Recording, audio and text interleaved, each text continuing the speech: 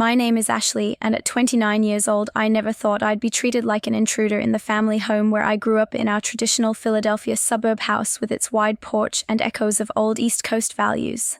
I always sensed I mattered less than my younger brother, but that dinner hit hard. My usual spot at the table handed over to his wife without a word. They looked right at me and said, "No more room for useless people." I stood up quietly, grabbed my things to leave until Grandma slowly stood up, called me back and handed me a paper. "It's yours," she said firmly. I smiled for the first time that night. 1 week later, the lawyer called. The whole house went crazy. Before I dive into my story, I'd love to know what time it is where you're listening and which city you're in. It's exciting to see how far my story reaches. The house in our Philadelphia suburb was more than just bricks and mortar. It was where Joshua and I built our world as kids. My younger brother Joshua was only 2 years behind me, and back then we were thick as thieves. We'd spend afternoons in the backyard kicking a soccer ball around or building forts out of old blankets and chairs from the garage. I remember one summer when he was 8 and I was 10, we turned the porch into a pirate ship complete with a flag made from Mom's old scarf. We'd yell commands at each other, laughing until our sides hurt, and chase imaginary enemies across the lawn. Joshua was the kind of kid who followed me everywhere, and I loved it. I'd pull him on his bike when he couldn't keep up, or we'd sit under the big oak tree sharing comic books, trading panels back and forth. School was our shared battleground too. When bullies picked on him in 3rd grade for his glasses, I stepped in without thinking, telling them off in front of everyone. He did the same for me once. When some girls teased me about my braces, he marched right up and said they were jealous. Our bond was unbreakable, the kind that made neighbors comment on how lucky our parents were to have siblings who got along so well. Mom and Dad James and Mary ran a tight ship.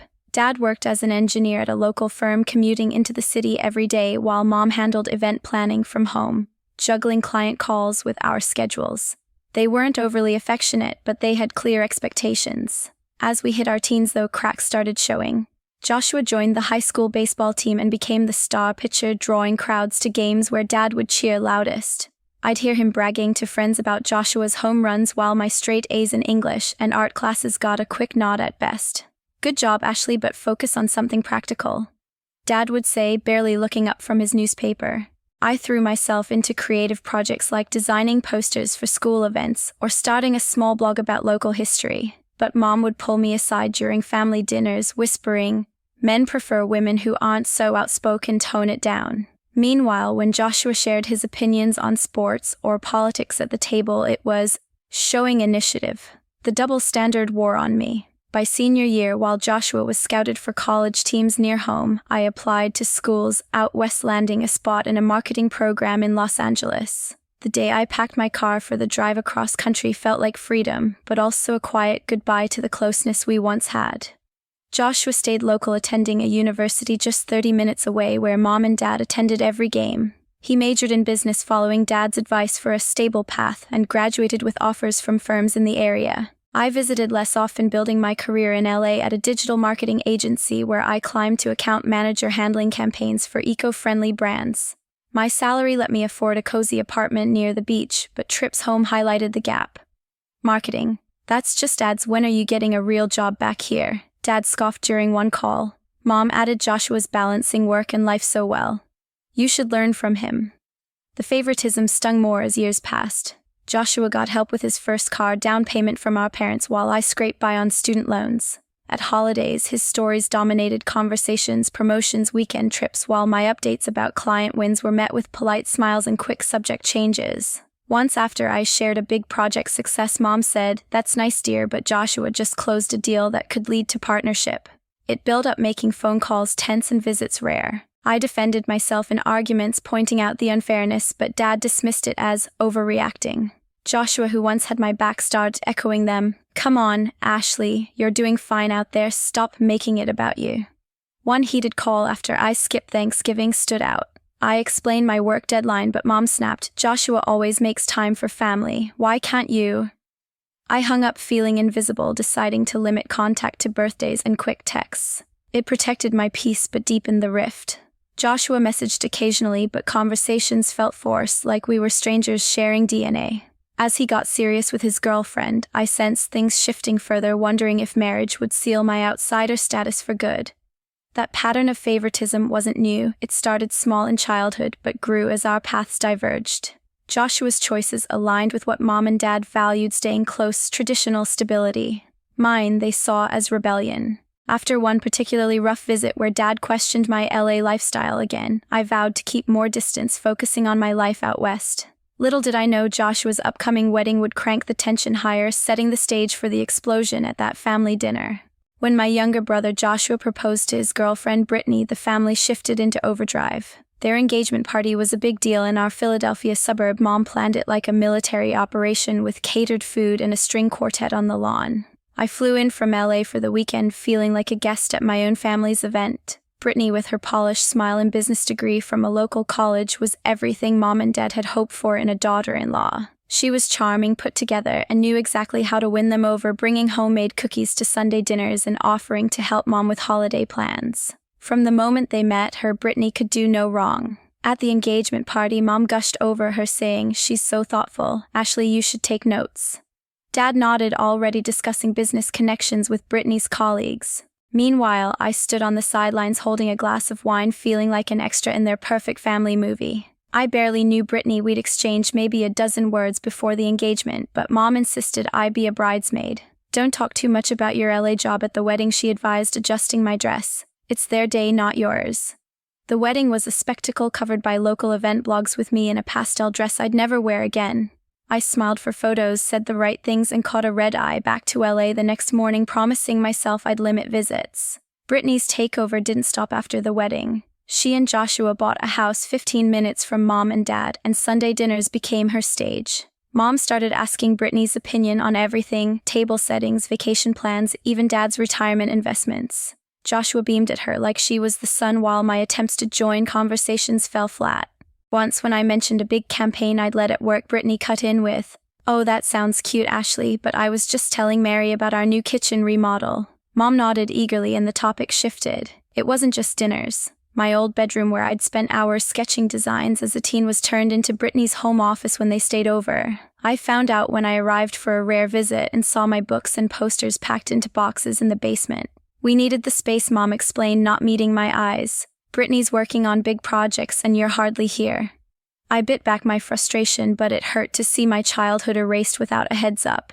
Dad didn't comment, just sipped his coffee and flipped through his phone. The final straw came during a call with my colleague Ryan back in LA. I vented about feeling pushed out, and he suggested I talk to Grandma Patricia, the one person who always seemed to get me. She'd moved into the guest house after her husband passed, saying the main house felt too empty. On my next visit, I helped her sort through old boxes in her attic, hoping for a distraction. That's when I found a yellowed folder tucked under some photo albums, a legal document with my name on it tied to the house. It was vague, mentioning a trust and ownership, but the details were unclear, like pieces of a puzzle I couldn't solve. "Don't worry about that now," Grandma Patricia said quickly, taking the folder. "Just some old paperwork." Her tone was odd-guarded, and it planted a seed of curiosity I couldn't shake. After that, I kept my distance even more, sticking to phone calls with Grandma Patricia. She'd ask about my latest campaigns, her voice warm with pride. "You're building something real out there," she'd say, unlike Mom's sighs or Dad's lectures about moving back. Joshua and Brittany, meanwhile, grew tighter, with Mom and Dad planning family events I wasn't invited to until the last minute. Brittany's comments got sharper too. Through a cousin who still texted me, I heard she called me the LA dreamer behind my back, mocking my career as playing with social media. In person, she'd smile and say things like, "Your job sounds so fun, Ashley, not everyone needs a corner office." It was subtle, but it landed like a jab every time. My calls with Ryan became my lifeline. He'd listen as I unpacked the growing disconnect, offering advice like, "Focus on your life in LA, they don't define you." I tried throwing myself into work, landing bigger clients and buying a small condo with my savings. But the family rift gnawed at me. I'd scroll through Joshua's social media, seeing photos of him and Brittany at Mom and Dad's, all smiles, in the house where I no longer fit. I stopped coming home for holidays, citing work, and sent gifts instead, books for Mom, gadgets for Dad. They'd thank me with brief texts, but the warmth was gone. Then out of the blue, Mom called on a Tuesday evening. Her voice was unusually urgent. "Ashley, we're having a special family dinner this Saturday. You need to be here. No holidays, no birthdays, just a random invite. It's important," she pressed. "Everyone will be together." Something in her tone, a mix of insistence and nerve, sparked both suspicion and a flicker of hope.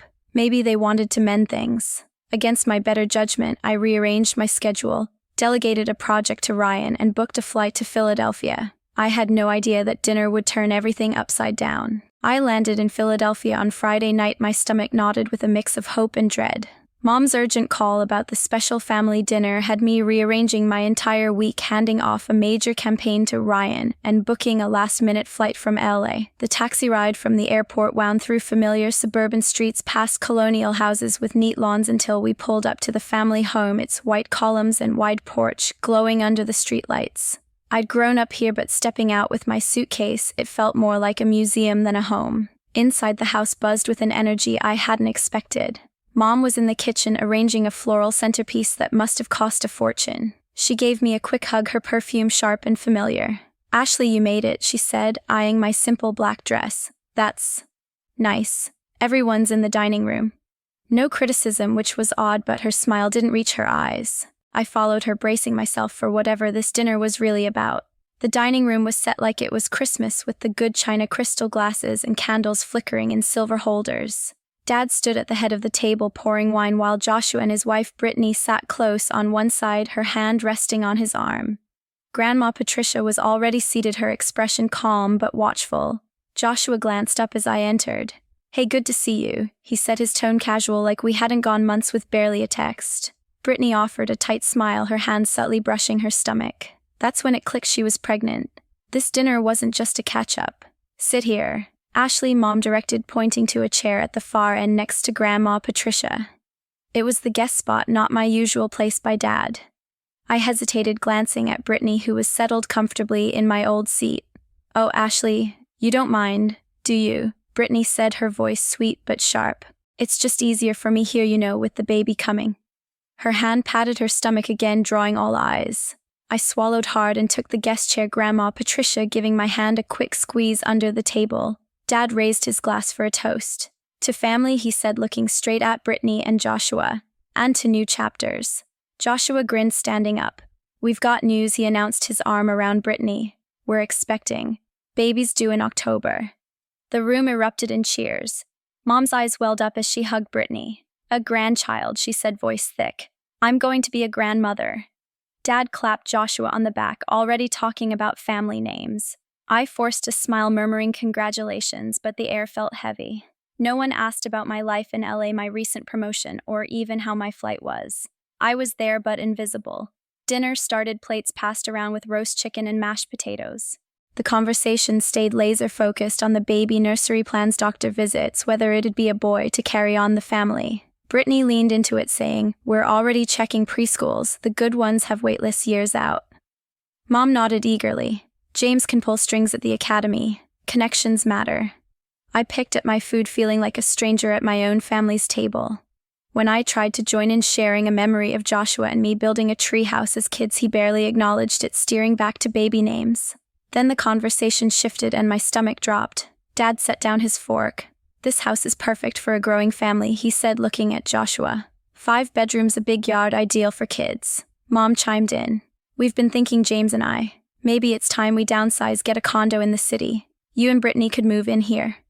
I froze my fork halfway to my mouth. "What about Grandma Patricia?" I asked, my voice sharper than intended. "She's lived in the guest house since Grandpa died.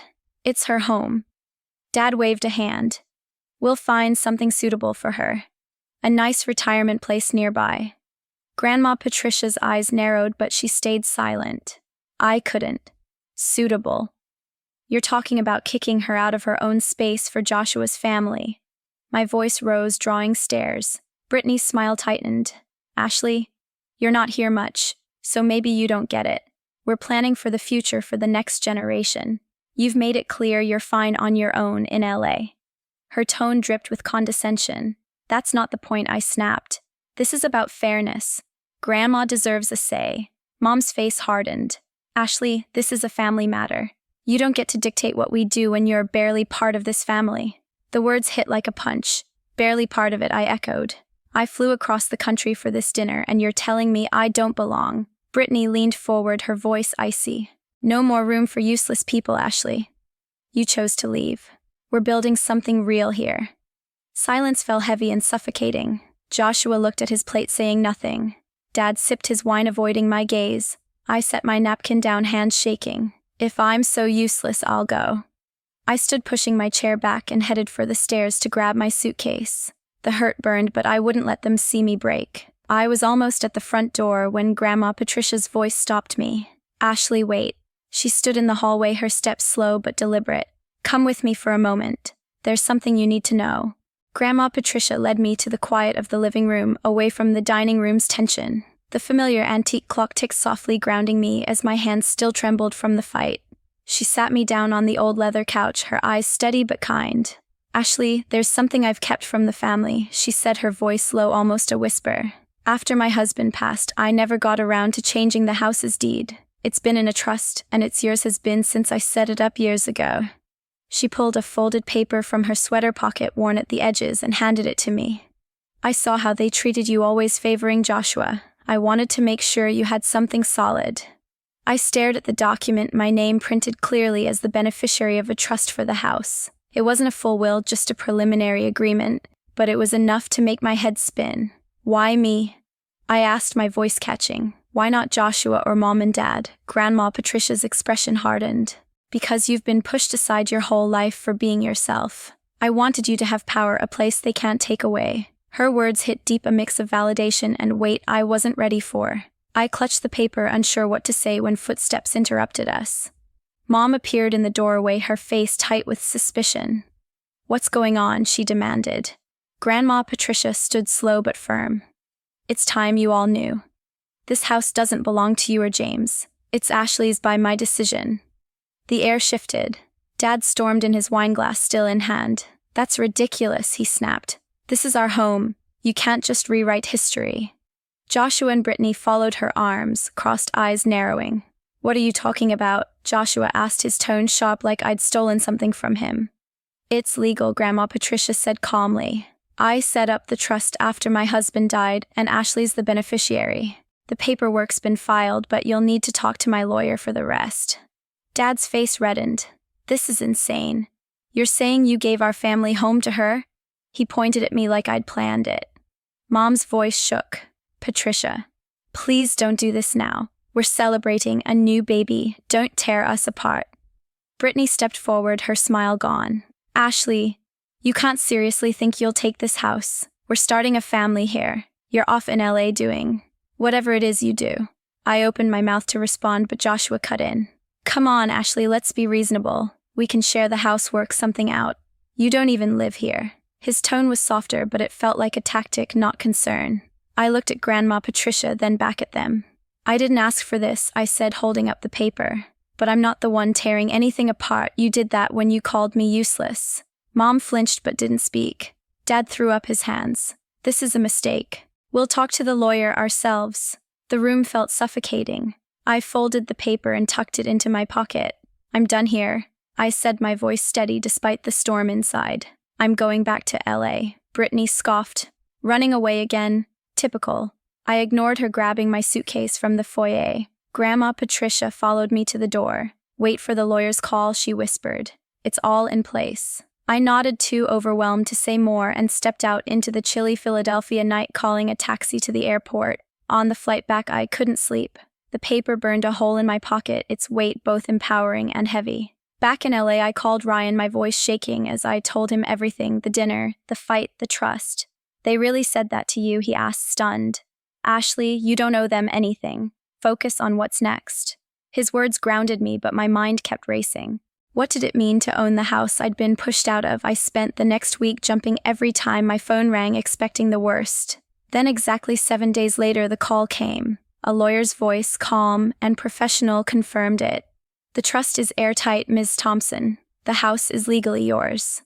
My heart pounded. I knew what was coming. My family wouldn't let this go quietly. The lawyer's call came exactly 1 week after that disastrous dinner, his voice crisp and professional over the phone. Ms. Thompson, I've reviewed the trust documents. The house in Philadelphia is legally yours, as per your grandmother's instructions. The paperwork is airtight. My heart thumped in my chest, a strange mix of relief and dread washing over me. I was sitting in my LA condo, sunlight streaming through the window, but my mind was back in that colonial house with its wide porch and heavy history. What's next? I asked, gripping the phone. You decide, he replied. You're the sole beneficiary. I'll send you the final documents. I thanked him, hung up, and stared at my coffee table, the folded paper from Grandma Patricia still tucked in my bag. I knew my family wouldn't let this slide. The chaos started within hours. My phone buzzed with a call from Dad. "Ashley, this is nonsense," he said, his voice sharp with anger. "You can't just take our home. We're talking to our attorney. This won't stand." I stayed calm though my pulse raced. "Dad, it's legal. Grandma made her choice." He scoffed. "Your grandmother's lost her mind. We've lived here for decades. You're in LA, you don't need a house here." His words echoed the dinner, that same dismissal, and I felt the old hurt flare up. Before I could respond, he hung up, leaving me staring at a blank screen. Mom called next, her tone softer but desperate.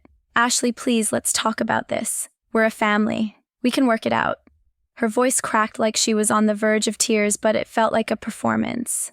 "Mom, you told me there was no room for me," I said quietly. "You made it clear where I stand." She started to protest, but I cut her off. "I need time." I ended the call, my hands shaking. Joshua's message came an hour later, a long text pleading for a compromise. "Brittany and I are starting a family," he wrote. "This house means everything to us. Let's share it, Ashley. You're my sister. Don't do this."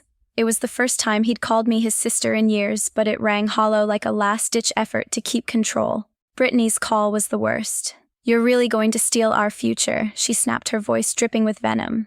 "We're having a baby, Ashley. You're off in LA with your little marketing job, and you think you can just take our home." I could hear Joshua in the background trying to calm her, but she kept going. "You've always been jealous of us. This is petty." I took a deep breath, keeping my voice steady. "Brittany, I didn't choose this. Grandma did. And you called me useless, so don't talk to me about petty." I hung up, my heart pounding. Their desperation wasn't about family, it was about the house, the status, the control they thought they'd secured. I called Ryan that night, needing someone outside the mess. "They're freaking out," I told him, pacing my living room. "Dad's threatening lawyers, Mom's playing the guilt card, and Brittany's acting like I'm the villain." Ryan's voice was calm, steadying. "Ashley, they've treated you like garbage for years. You don't owe them a thing. What do you want?" I paused, staring out at the LA skyline. "I want to be done," I said finally. "I'm tired of fighting for a place they'll never give me." He didn't push, just said, "Whatever you decide, I've got your back." Over the next few days, the calls kept coming. Dad's threats, Mom's pleas, Joshua's texts about family unity. I stopped answering, letting them go to voicemail. Grandma Patricia called once, her voice warm but firm. "You don't have to forgive them," she said. "This house is yours to do what feels right." Her words settled something in me. I contacted a real estate agent in Philadelphia, one Ryan recommended from a past campaign. "I want to sell the house," I told her. Fast. She was efficient, professional, and within a week she had a buyer lined up, a young couple looking for a family home. The irony wasn't lost on me. I flew back to Philadelphia one last time to sign the papers. The house looked the same, its white columns standing tall, but it felt foreign now. Grandma Patricia met me at a coffee shop nearby, avoiding the family. "I'm proud of you," she said, squeezing my hand. "You're choosing yourself." I hugged her tightly, promising to stay in touch. Back in LA, I blocked Mom, Dad, Joshua, and Brittany's numbers. The silence was deafening, but freeing. The sale went through, and the money, over $700,000, hit my account. I didn't need it to feel rich. My life in LA with friends like Ryan who saw me for me was enough.